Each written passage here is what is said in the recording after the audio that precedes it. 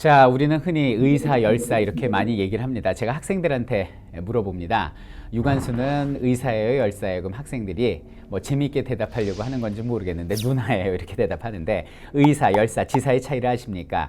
의사라는 건 뭐냐 하면 무력을 사용해서 자신의 뜻을 펼친 분들을 의사라고 부르죠. 이를테면 이토 히로부미를 1909년에 처단한 안중근 같은 분은 의사가 되겠습니다. 열사는 무엇이냐면 어떤 무력이랄지 무기를 사용하지 않고 목숨을 걸고 자신의 어떤 주장을, 신념을 내세운 분들을 열사라고 부르는데요. 대표적으로 유관순 열사가 있고요. 그리고 이제 근대에 보면은 6월 민주항쟁 때 목숨을 잃은 박종철 그리고 이한열 같은 그런 분들을 열사 이렇게도 이야기를 하고요. 지사 같은 경우는 열사하고 비슷한데 주로 살아계신 분들을 지사라고 표현을 합니다.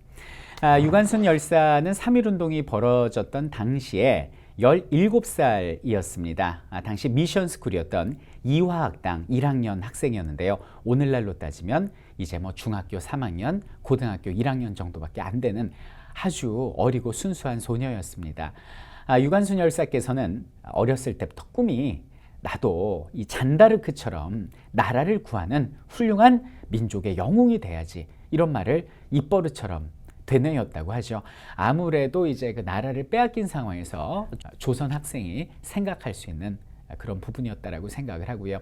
아버지가 이제 그 유중권이라는 분인데, 이분이 이제 감리교 신자였기 때문에 어렸을 때부터 이 미션스쿨하고 인연이 있었다, 이렇게 보시면 되겠습니다.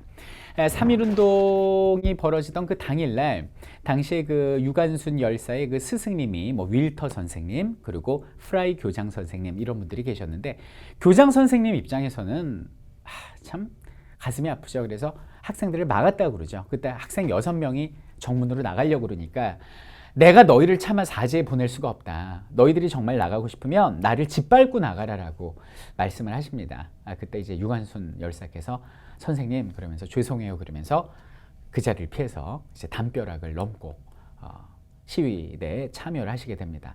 정말 그 제자를 생각하신 선생님의 마음과 또 나라를 위해서 목숨을 건 열사의 마음, 정말 가슴 찡한 부분이 아닌가라는 생각을 합니다. 자, 3.1운동 같은 경우는 이제 1단계, 2단계, 3단계로 이루어지는데요. 제가 방금 말씀드린 서울 종로에서 벌어진 것이 점화의 단계, 이게 1단계가 됩니다. 그래서 주체 세력은 현장에는 없었지만 민족 대표와 우리 학생들이었고요. 그리고 2단계 같은 경우 이제 중소도시로 퍼져요. 학생, 상인, 노동자들이 주축이 된 게 2단계고, 3단계 같은 경우 이제 농촌 확산 단계가 되죠. 주체가 농민인데 농민들은 당한 게 가장 많잖아요. 그래서 울컥하는 심정에 또 탄압도 많이 받고 하니까 1, 2단계는 평화적 시위였는데 3단계부터 어떤 폭력 시위로 돌변했다라는 이런 게 특징인 것이 3.1운동이 되고요. 보통 3월달, 4월달 이 2달여간에 불꽃처럼 일어났던 게 전국적으로 일어나고 전 세계적으로 퍼졌던 것이 최고의 민족운동 3.1운동이 되겠습니다. 근데 우리 유관순 열사의 활약은 2단계에서 이제 빛을 발하게 됩니다. 고향이었던 지금의 천안으로 내려가게 됩니다. 거기서 이제 상인들과 노동자, 어른들을 다 모아서요, 이 어린 학생이 서울에서 있었던 일을 소상히 알리고 실제로 앞장서서 그 운동을 계획을 하게 됩니다. 부모님도 거기에 함께 하게 되고요. 그래서 4월 1일 날 아우네가 이제 우리나라 말이에요. 이렇게 냇물이 이렇게 같이 흐른다는 뜻인데, 요걸 한자로 하면 병천이 되거든요. 그래서 여러분들 병천 순대라고 들어보셨죠? 바로 그 지역이 바로 아우네 지역이 되겠습니다. 거기서 3,000명의 군중을 모아놓고 우리 유관순 열사는 피를 토하면서 연설을 하게 되는데요. 그 내용인즉슨 이렇습니다. 여러분, 우리에겐 반만년의 유관 역사를 가진 나라가 있었습니다. 그러나 일본 놈들은 우리나라를 강제로 합방을 하고 온 천지를 활보하며 우리 사람들에게 갖은 학대와 모욕을 다하고 있습니다. 우리는 10년 동안 나라 없는 백성으로 온갖 압제와 서름을 딛고 살아왔지만은 이제는 더는 참을 수가 없습니다. 우리는 나라를 찾아야 합니다. 지금 세계의 여러 약소 민족들은 자기 나라의 독립을 위해서 일어서고 있습니다. 나라 없는 백성을 어찌 백성이라 할 수 있겠습니까? 우리도 독립만세를 불러서 나라를 찾읍시다! 라는 연설을 하게 되죠. 그 군중들은 그 연설에 동조해서 대한 독립만세를 부르게 됩니다.